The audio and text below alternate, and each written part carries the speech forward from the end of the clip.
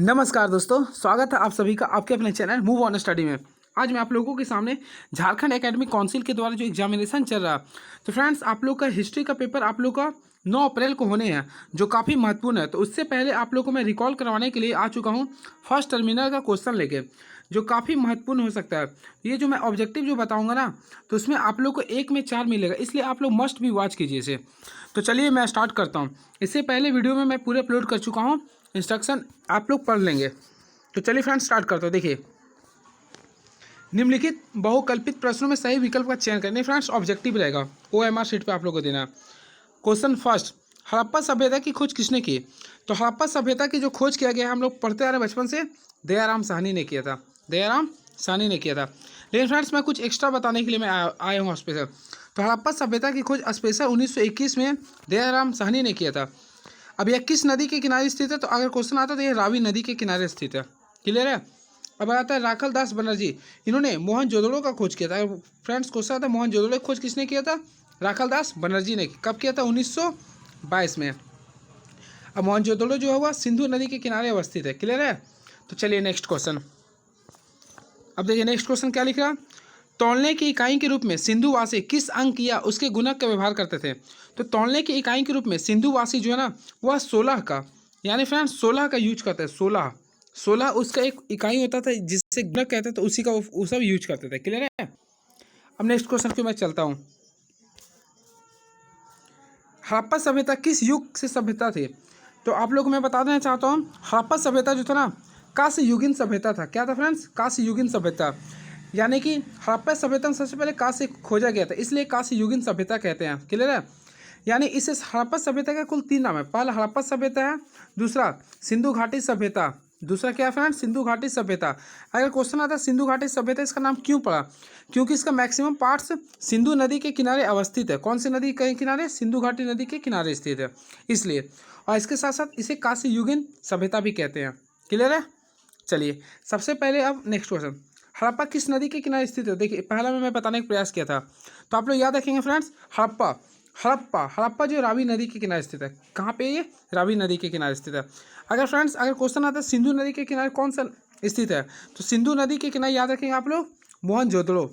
मोहनजोदड़ो जो है ना वह सिंधु नदी के किनारे अवस्थित है। क्लियर है। एंड नेक्स्ट क्वेश्चन, सिंधु घाटी सभ्यता में विशाल स्नानागार के अवशेष कहाँ मिले थे? तो देखिए विशाल स्नानागार के जो अवशेष जो मिले थे वह मोहनजोदड़ो में मिले थे। यानी कि फ्रेंड्स इसका जो राइट आंसर होगा मोहनजोदड़ो। कहाँ होगा? मोहनजोदड़ो।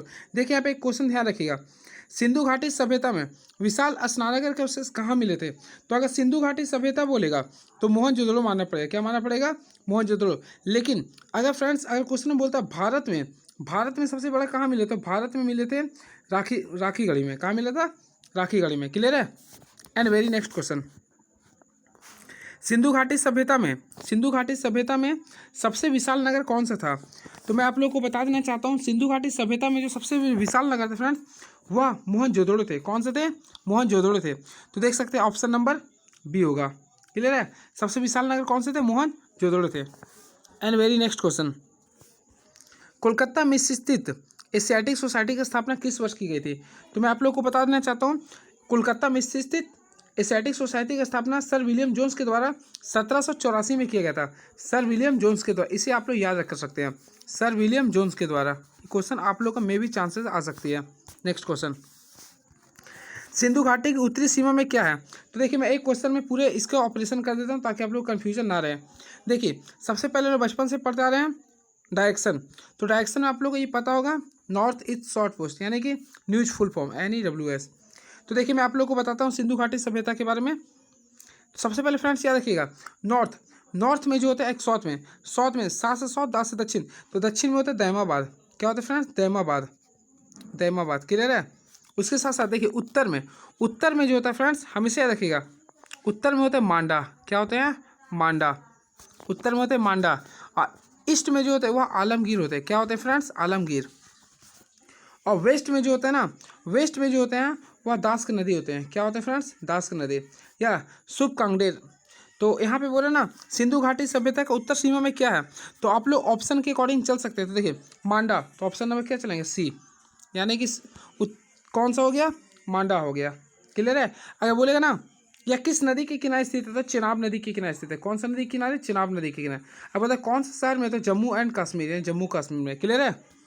लेकिन अगर आप लोग से पूछता है दक्षिण में कौन सा नदी है, तो दक्षिण से दहमाबाद है। क्लियर है। अब गोदावरी। अब पूर्व में क्या हो गया? पूर्व में हो गया आलमगीर। ठीक है। And very next question, Hindenburg नदी हम आ सकते हैं। अब पश्चिम में कौन सा? दास्क नदी। क्लियर है। And very next question, Sindhu घाटी क्षेत्र के लोग भोजन को मीठा बनाने के लिए किसका प्रयोग करते थे? तो ये काफ़ी महत्वपूर्ण क्वेश्चन है ये, तो इसके बारे में आप लोग हमेशा याद रखिएगा फ्रेंड्स। सिंधु घाटी के लोग भोजन को मीठा बनाने के लिए हमेशा शहद का प्रयोग करते थे। किसका प्रयोग करते थे? शहद का प्रयोग करते थे। And very next question, Harappa पाई लोग नीला लाजवर्ज मणि कहाँ से प्राप्त करते थे? तो हड़प्पा के जो लोग थे ना, वह जो लाजवर्ज मणि जो प्राप्त करते थे वह सोतु घई से प्राप्त करते थे। यानी ऑप्शन नंबर ए होगा, सोतु घई से। नेक्स्ट, हड़प्पा सभ्यता के लोग सोना कच्चा माल के रूप में कहाँ से प्राप्त करते थे? तो हड़प्पा सभ्यता के लोग जो थे वह सोना जो है कच्चा माल के रूप में दक्षिण भारत से प्राप्त करते थे। कहाँ से प्राप्त करते थे फ्रेंड्स? दक्षिण भारत के रूप में। एंड वेरी नेक्स्ट क्वेश्चन, 1838 में ब्राह्मी लिपि को पढ़ने में सर्वप्रथम सफलता किसने प्राप्त की थी? तो ब्राह्मी लिपि को सबसे पहले पढ़ने में सफलता जेम्स प्रिंसेप ने प्राप्त की थी। जेम्स प्रिंसेप ने ब्राह्मी लिपि। ठीक है। अगर क्वेश्चन आता है ब्राह्मी लिपि के जनक भी कौन था? जेम्स प्रिंसेप मार सकते हैं। कब किया था? 1838 में सबसे पहली बार पढ़ा था। क्लियर है। अब ब्राह्मी लिपि जो बाएं से दाएं की ओर लिखा था, इसे भी हम लोग लिख रहे हैं, तो ये क्या है? ब्राह्मी लिपि। क्लियर है। And very next question, Maurya काल में किस लिपि का प्रयोग सर्वाधिक हुआ? तो ये भी क्वेश्चन काफ़ी दमदार है फ्रेंड्स। तो मौर्य काल में सबसे ज़्यादा जो प्रयोग हुआ ब्राह्मी लिपि का प्रयोग हुआ। कौन सा लिपि का हुआ? ब्राह्मी लिपि का। इसे ध्यान में रखेंगे। तो मौर्य काल में सबसे ज़्यादा किस भाषा का प्रयोग हुआ? लिपि का, ब्राह्मी लिपि। नेक्स्ट, अशोक की कलिंग विजय का उल्लेख किस शिलालेख में मिलता है? तो अशोक के 13वें शिलालेख में, अशोक के 13वें शिलालेख में कलिंग विजय के बारे में जानकारी मिलता है। अगर क्वेश्चन आता है कलिंग किस नदी के किनारे स्थित है? तो तोरपा नदी। इसे आप लोग याद कर सकते हैं। किस राज्य में? तो उड़ीसा। क्लियर है। अगर क्वेश्चन आता है अशोक के कुल कितना शिलालेख थे?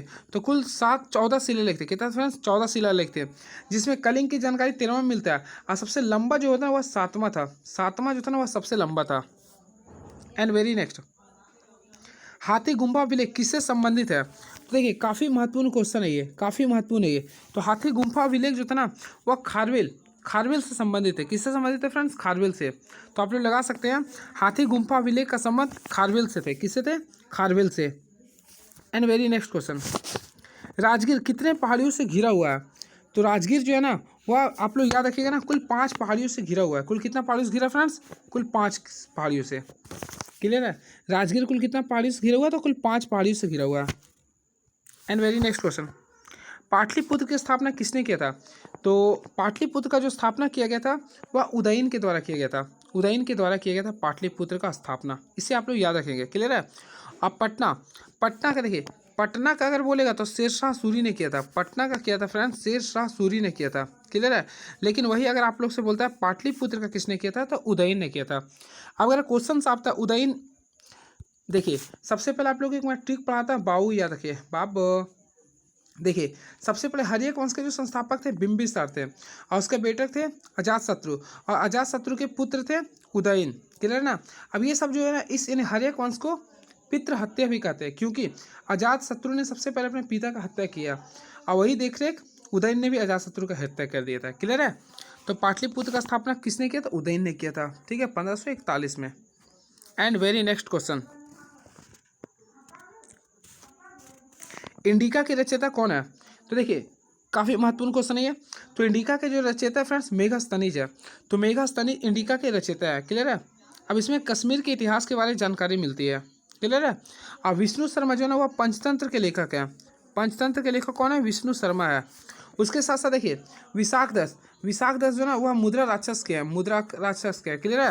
अब क्या लिख रहा है? विष्णुगुप्त। तो विष्णुगुप्त, कौटिल्य, चाणक्य, ये आपका अर्थशास्त्र है। किसका फ्रेंड्स? अर्थशास्त्र के। अगर क्वेश्चन आता है ना अर्थशास्त्र के कौन है, तो अभी मैं बता दिया हूँ कौन है अर्थशास्त्र के, जिसमें राजनीति के बारे में पढ़ना पड़ता है। विष्णुगुप्त है। क्लियर है।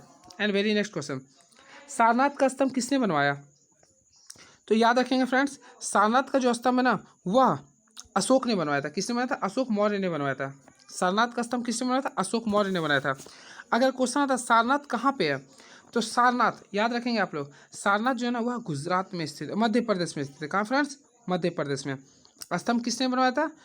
अशोक मौर्य ने। क्लियर है? अगर क्वेश्चन आता अशोक किसका बेटा था, तो देखिए इसके लिए भी मैं एक ट्रिक बताता हूँ आप लोग को, याद रखिए। MBA याद कर लीजिए, MBA। देखिए मौर्य वंश से संबंधित है, पहली बात अशोक। अब देखिए MBA से मैं बताता हूँ, M से याद रखेंगे हमेशा मौर्य वंश से संबंधित है। तो मौर्य वंश का संस्थापक कौन था? चंद्रगुप्त मौर्य। तो चंद्रगुप्त मौर्य के बेटा B से, B से क्या होगा? बिंदुसार। हमेशा यहाँ पे कंफ्यूजन होता है इसलिए मैं बता रहा हूँ। तो चंद्रगुप्त के बेटा कौन था? बिंदुसार। अब बिंदुसार के बेटा कौन थे? अशोक। कौन थे? अशोक थे। ये क्वेश्चन आता है इसलिए मैं बता रहा हूँ आप लोगों को।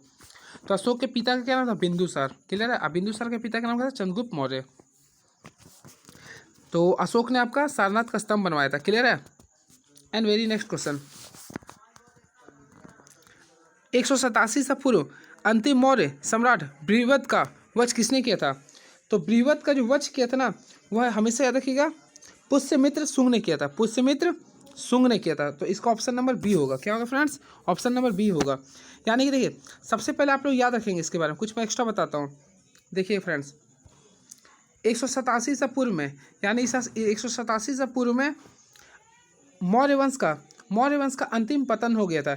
यानी मौर्य वंश के अंतिम जो शासक थे बृहदत्त, तो बृहदत्त को पुष्यमित्र शुंग ने उसकी हत्या कर दी थी, जिसके कारण मौर्य वंश वहाँ से विघटन हो गया और उसके बाद वहाँ पे शुंग वंश की स्थापना हुआ था।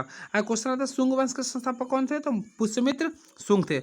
अगर एक्स्ट्रा क्वेश्चन पूछ देता आप लोग से कि मगध एम्पायर में सबसे लंबा मगध एम्पायर में मौर्य सम्राट कुल कितने वर्षों तक शासन किया, तो 137 वर्ष। इसे भी आप लोग याद कर सकते हैं। क्लियर है?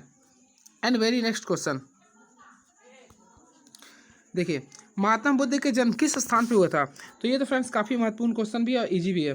तो महात्मा बुद्ध का जो जन्म हुआ था ना, वह लुम्बिनी में हुआ था। कहाँ पे हुआ था? लुम्बिनी में हुआ था। क्लियर है ना? लेकिन याद रखिए इसे बीच जंगल में हुआ था, ये भी आप लोग याद कर सकते हैं। तो महात्मा बुद्ध का जन्म किस स्थान पर? लुम्बिनी में हुआ था। अगर क्वेश्चन था, देखिए लुम्बिनी जो था फ्रेंड्स वह जन्म स्थान था।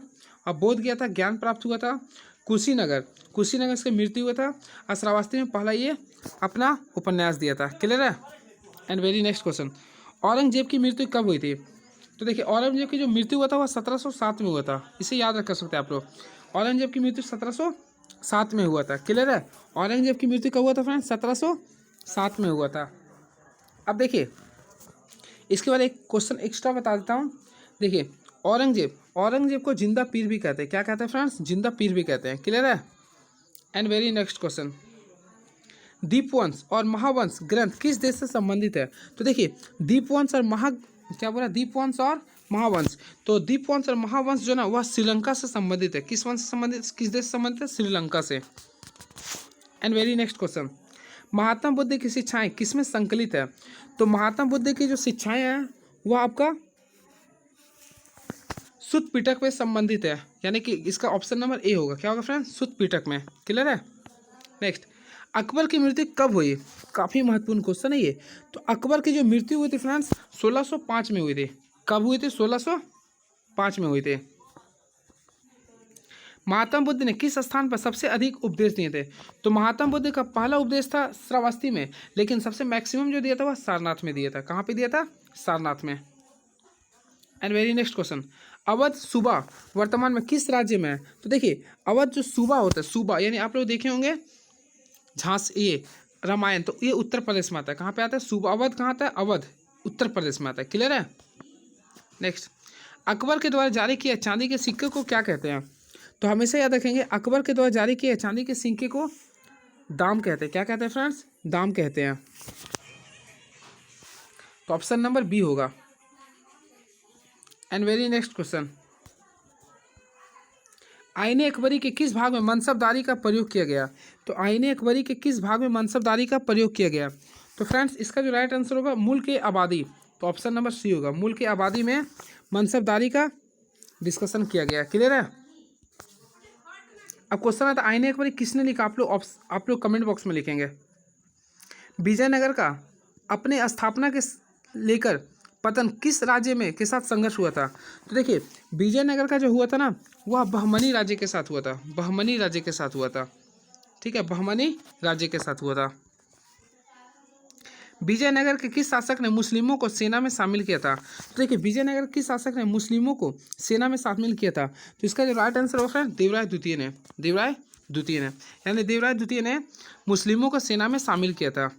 एंड वेरी नेक्स्ट क्वेश्चन, विजय का शहर किस साम्राज्य को कहा गया? तो इसका जो राइट आंसर होगा friends option number B, Vijayanagar को कहा गया। क्या कहा गया? विजयनगर को, विजय का साम्राज्य। And very next question, Vijayanagar की मातृ देवी किसे कहा गया? तो इसका जो राइट आंसर होगा option number A, Pampa Devi को, पंपा देवी को विजयनगर का मातृ देवी कहा गया, Pampa Devi. And very next question, Brihadeshwara मंदिर कहाँ पे स्थित है? तो बृहदेश्वर मंदिर क्वेश्चन में भी आ सकता है आप लोग के एग्जाम में, तो इससे याद कर सकते हैं ऑप्शन नंबर ए, तंजावुर में होगा। ठीक है। And very next question, Akbar का शासनकाल था।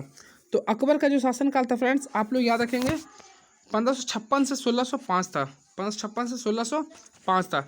चलिए 1 मिनट में यहाँ कुछ ऑपरेशन कर देता हूँ, नेक्स्ट वीडियो में करूँगा क्योंकि आप लोग कन्फ्यूजन होता है उससे। तीर्थ यात्रा कर को किस मुगल शासक ने समाप्त किया था?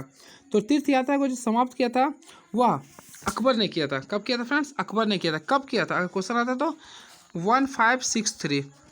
ठीक है। अब 1562 में क्या किया था? जजिया कर, याद कीजिए मैं आपको पढ़ाया था। क्या किया था यहाँ पे? समझ में आ गया होगा ना? बिल्कुल, यानी दास प्रथा। और 63 में देखिए मंदिर आ गया, यानी क्या हो गया? तीर्थ यात्रा। अब 1564 में क्या हो गया? जजिया कर को समाप्त किया था। क्लियर है? बिल्कुल सही। एंड वेरी नेक्स्ट क्वेश्चन, बुलंद दरवाजा का निर्माण किस मुगल शासक ने किया था? तो आप लोगों को फिर क्लास में याद आ गया होगा। तो मुगल दरवाजा का निर्माण जो है ना अकबर ने करवाया था। कब करवाया था? ये भी क्वेश्चन आता, 1583 में करवाया था। याद होगा, जो 1575 में फतेहपुर सीकरी की स्थापना के बाद किया होगा, गुजरात विजय के बाद। याद हो गया होगा ना? बिल्कुल। अब देखिए क्वेश्चन से नेक्स्ट है, चांदनी चौक का डिजाइन किस मुगल महिला ने तैयार किया था? तो चांदनी चौक का जो तैयार किया गया था फ्रेंड्स वह जहां आरा के द्वारा किया गया था। किसके द्वारा किया गया था? जहां आरा के द्वारा, जहां आरा के द्वारा चांदनी चौक का डिजाइन किया गया था। अब नेक्स्ट क्वेश्चन है, विश्व का प्रथम लोकतांत्रिक व्यवस्था किस महाजनपद में मिलती है? तो याद रखिएगा ना, पहला जो लोकतांत्रिक व्यवस्था है ना वह लिच्छवी महाजनपद में मिलती है, लिच्छवी महाजनपद में मिलती है। ये गलत है, ये कन्फ्यूजन है फ्रेंड्स, इसे मैं नहीं बता सकता हूँ, कन्फ्यूजन है ये। क्लियर है? सॉरी। आप लोग इसका अगर आंसर जानते होंगे तो कमेंट बॉक्स में लिखेंगे। नेक्स्ट, बुद्ध की मानवाकार मूर्ति पहली बार किस कला में बनाई गई है? तो ये तो आप लोग जानते हो गंधार कला में। किस कला में? गंधार कला में। तो चलिए कैसा लगा? शॉर्ट वीडियो था फ्रेंड्स, काफ़ी कम समय के लिए मैं बनाया हूँ बिना ऑपरेशन का।